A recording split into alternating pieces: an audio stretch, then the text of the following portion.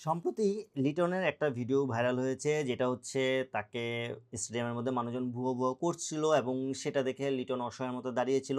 এই ভিডিওটা দেখার পরে অনেকে অনেক কিছু বলছে। এখানে একটা কথা খুব স্পষ্ট, আপনি একটা প্লেয়ারের সমালোচনা করবেন, অবশ্যই করবেন, ১০০ বার করবেন। কিন্তু আপনাকে বুঝতে হবে সমালোচনাটা মার্জিত হতে হবে। আপনি যদি অভদ্রের মতো করেন, আপনি যদি তাকে অসম্মান করেন, অপমান করেন সেটা obviously ভালো হবে না এবং যার জন্য বলছেন সেও খুব ভালোভাবে নিবে না।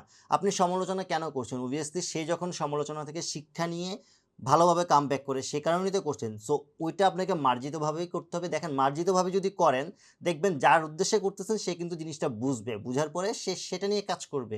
কিন্তু আপনি যখন তাকে অপমান করবেন সে জিনিসটা আল্টিমেটলি ওই সমালোচনার মধ্যেও থাকতেছে না, জিনিসটা সে বুঝতেও পারবে না। সো আমার মনে হয় এই জিনিসটা যদি আমরা সবাই মেনে চলতে পারি, সবাই একটু সভ্য হতে পারি, এটা দেশ এবং দশ সবার জন্যই ভালো হবে।